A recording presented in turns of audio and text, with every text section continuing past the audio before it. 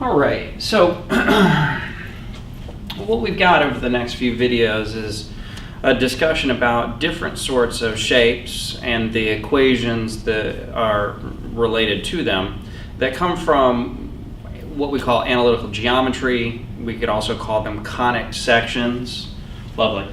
So conic sections referring to a cone, and for the first item here, circles. We take that cone, and if we slice straight through that cone so that there's no wibble wobble at all, then we would create a circle. And so we kind of want to talk about things with a little bit of algebra, but we also want to talk about things with a little bit of geometry. So there's a little kind of hybrid quality, and this would also go for the other kinds of things that come from these conic sections. So first of all, a couple of things that we have algebraically from the past. We have the midpoint, something that we might want to be aware of, for instance, in terms of later on with the radius and the diameter of a circle, how that midpoint might fit in. And then the distance formula, which as it turns out is just a slight modification of the equation of the circle. So, distance formula. Officially speaking, the geometric definition for a circle would be those set of points equidistant from a fixed point, the center, and the radius r is that distance from the center to any point on the circle. The radius is used in terms of the equation that we build. However, there is also the diameter, which is the distance that passes through the center from one point on the circle to another. So we have to go through the center for us to have a diameter measurement. If we don't go through the center, then that's not the diameter, and that wouldn't be terribly useful to us for this discussion.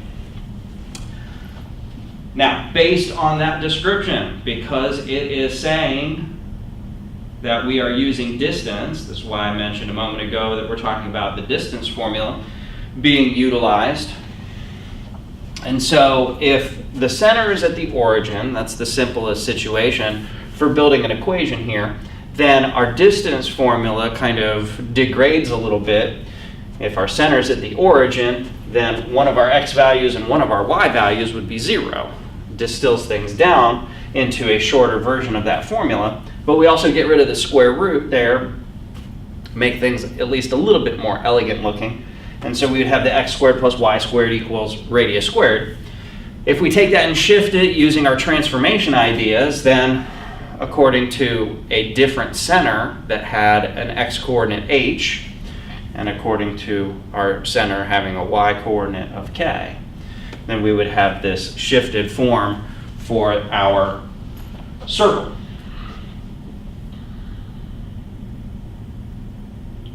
So, let's talk about an example here that we have a line segment between points 4, -7 and -2, 1. These points are on a circle. That line segment passes through the center. We want to give the standard form of the circle. So we would need our center. Our center is going to be the midpoint. So here's where that basic mathematics formula comes in for the midpoint. Our center is going to be the midpoint of that particular line segment because we do pass through the center. So it's got to be right there in the middle.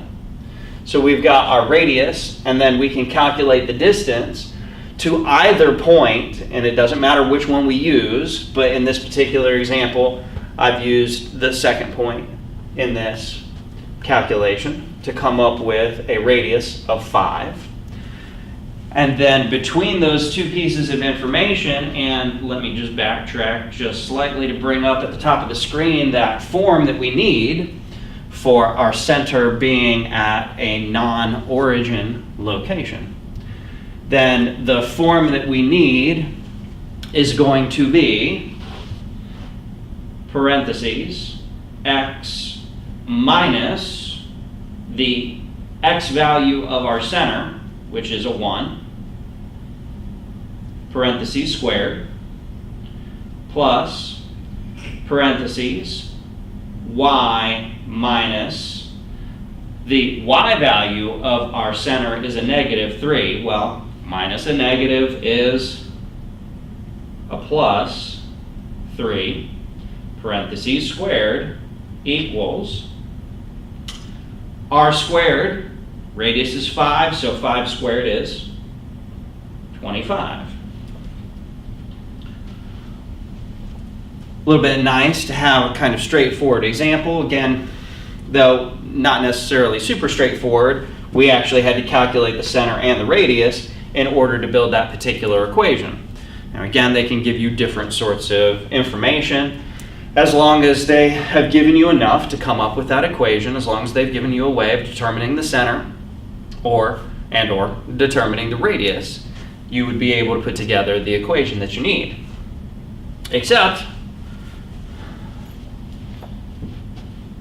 we would need to be able to make a little tweak to something we have had in the past, which is the completing the square process. And the deal here is that we would possibly need to complete the square for our x variable business and or our y variable business. It turns out that we're going to perform the same kinds of steps in each of those cases. So, we're not going to have to modify things too awfully much for right now. We will come back to using completing the square again in another little while, and we'll see that we're going to have to tweak things a little further beyond what we have going on right here. So with this original equation, x squared plus y squared plus 6y minus 13y plus 1/4 equals 0. Two things that we would want to have happen. We'd want to rearrange our x stuff so that it's side by side and our y stuff is side by side. We're going to deal with the y stuff in a moment. We'll deal with the x stuff first as far as our completing the square steps. We would also want to move that 1/4 over to the right-hand side. That way what we're creating on the left side is only going to have variable stuff that we need to eventually get our x parentheses squared stuff and our y parentheses squared stuff. So everything else will show up on the right-hand side, and that'll eventually lead us to what we can use to figure out the radius. So as far as our completing the square steps, we've got the same sort of usage that we saw before, thankfully, because we don't have anything in front of the x squared. So the number between the x squared and the x is a positive 6. Now that positive 6 is going to end up showing up again in excuse me, not the positive 6, but we're taking that positive 6 and dividing it by 2 in order to get the positive 3. That positive 3 will show up again in just a little bit. We're going to take that positive 3, and again, our completing the square steps say that we're going to be taking that positive 3 and squaring it in order to get ourselves a 9. And so in order to keep things balanced, we would want to include a plus 9 after our x stuff and a plus 9 on the right-hand side. So this is maintaining the balance. Now as soon as I recognize that I'm putting in that plus 9, I can immediately take these first 3 terms and jump to that parentheses squared stuff. And here's where that lovely plus 3 shows up again.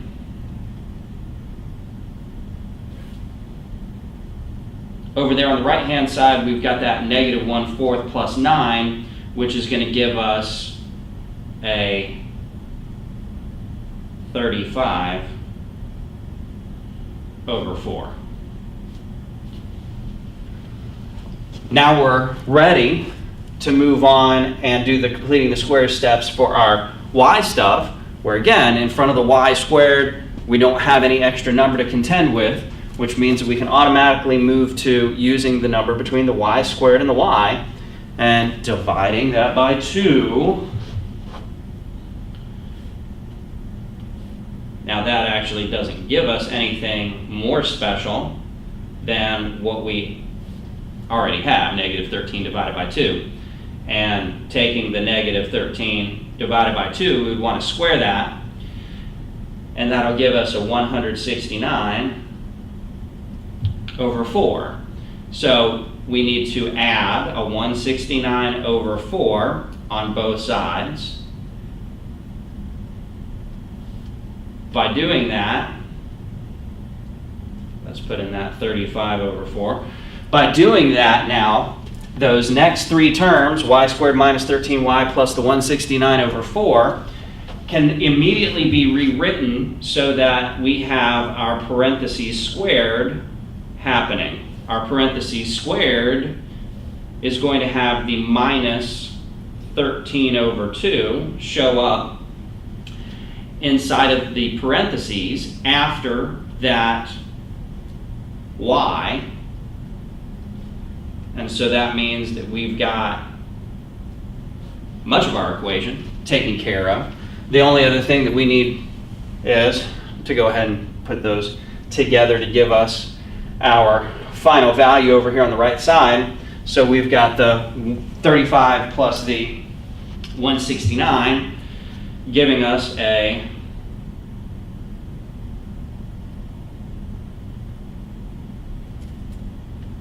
not 194, but a 204.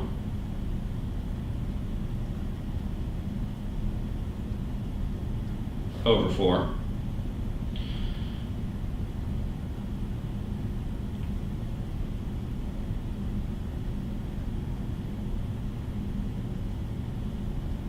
So here's our equation in that much more useful standardized form, where we've got our parentheses squared for x, we've got our parentheses squared for y, we've got our value over there on the right-hand side that would eventually be related to our radius, and provided that there was nothing that got messed up along the way here, we've got the 35 over 4, we've got the 169 over 4, add those together, 204 over 4.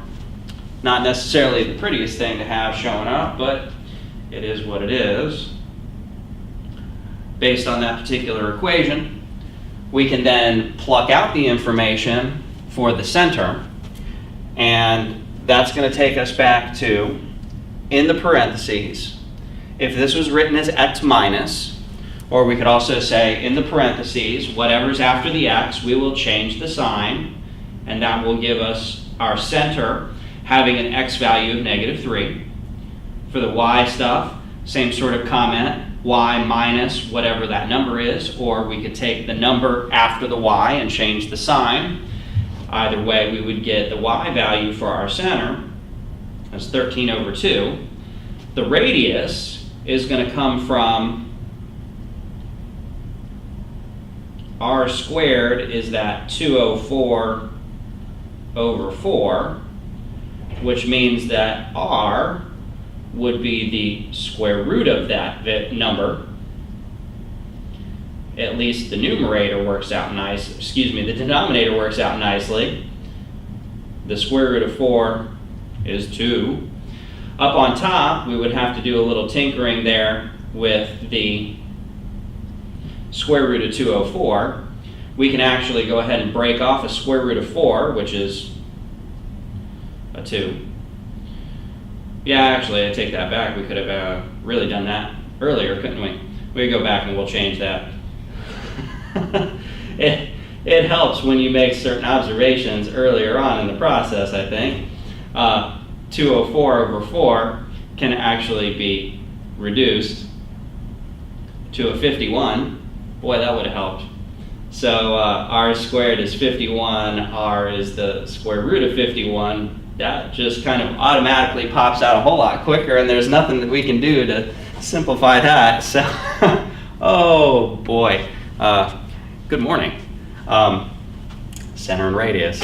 So worst case scenario in terms of the amount of work and the amount of annoyance that we might have to contend with, completing the square. And again, we're going to see this with some of the other conic sections that we have, so you'll have plenty of opportunities here and there to be able to work on this completing the square stuff. But again, we'll worry about how it shows up again when we get to it again. For right now, not too awful in terms of basically performing largely the same sorts of steps that we would have previously in our algebra experience. Only a slight little modification here.